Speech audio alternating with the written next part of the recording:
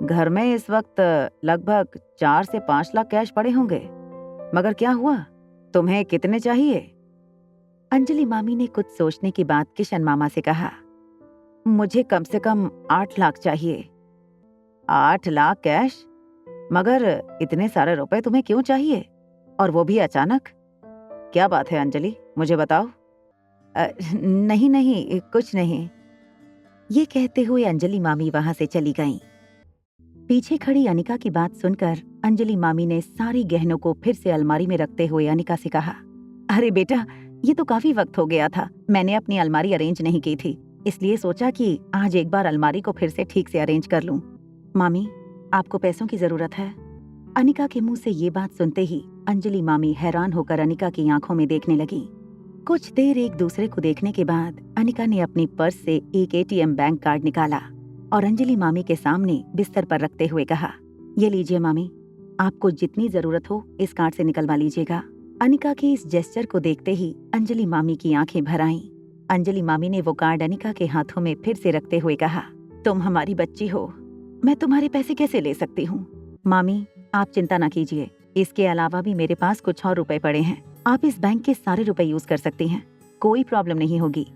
जब अनिका ने अंजलि मामी को बहुत फोर्स किया कि वो इस कार्ड में से अपनी जरूरत की रकम निकाल लें, तो थोड़ी देर के बाद अंजलि मामी ने कुछ सोचते हुए वो कार्ड अपने हाथों में लिया और तेज कदमों से अपने बेडरूम से बाहर चली गईं।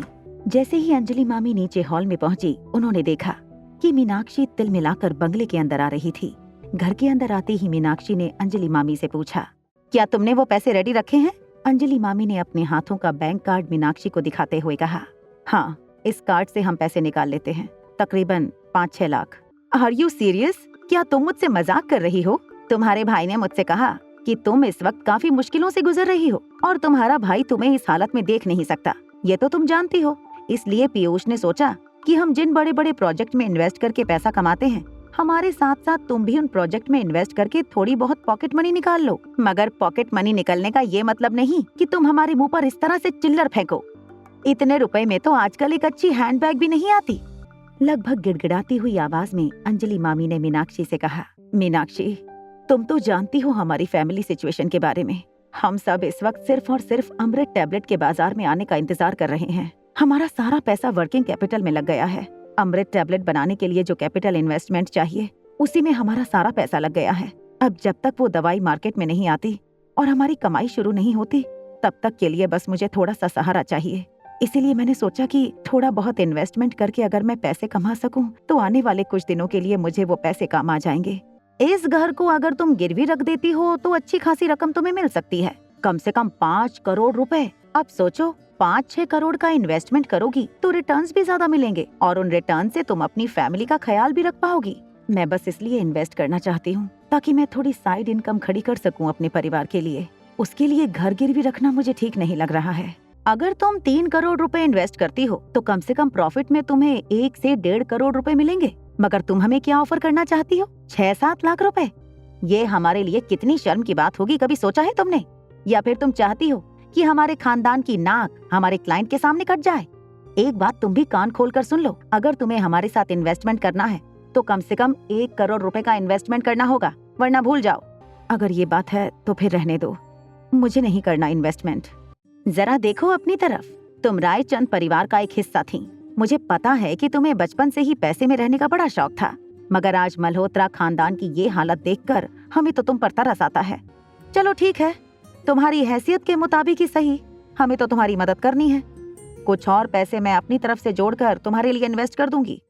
इससे पहले कि अंजलि मामी की इंसल्ट करते हुए मीनाक्षी आगे कुछ कहे, अनिका ने अपनी आवाज ऊंची करते हुए मीनाक्षी से कहा, मेरी मामी को तुम्हारी भीख नहीं चाहिए। अनिका की ये आवाज सुनकर मीनाक्षी और अंजलि मामी दोनों चौंक गए। अंजलि मामी की ओर देखते हुए अनिका ने बिल्कुल धीरे और पोलाइट आवाज में कहा, मामी, अगर आपको साइड इनकम ही कमानी है तो इसमें मैं आपकी मदद करूंगी। बाहर के लोगों को मदद के लिए बुलाने की कोई जरूरत नहीं है। अनिका की ये बात मीनाक्षी को तीर की तरह चुभ गई थी। अपनी आंखें छोटी करते हुए मीनाक्षी ने अनिका से पूछा, अपनी उम्र के हिसाब से तुम बहुत बड़ी बड़ी बातें करती हो। क्या तुम जानती भी हो कि हम किस चीज में इन्वेस्ट करते हैं? क्या तुमने कभी मेहरा खानदान का नाम सुना है? वही मेहरा खानदान जिसमें सिमरन मेहरा ने शादी की है।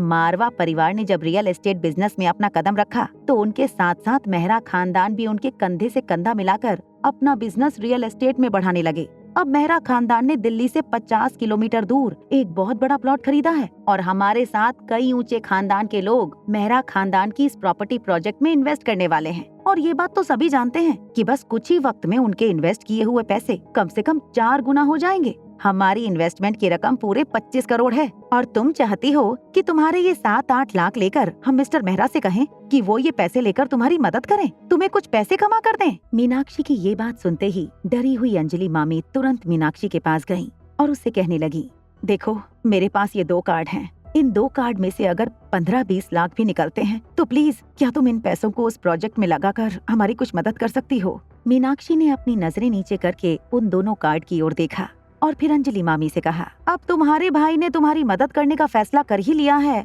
तो नाक भी कटानी होगी, मगर 30 लाख रुपए से एक भी पैसा कम नहीं चलेगा। ये कहकर मीनाक्षी ने अंजलि मामी के पास से उनका और अनिका का बैंक कार्ड अपने हाथ में ले लिया।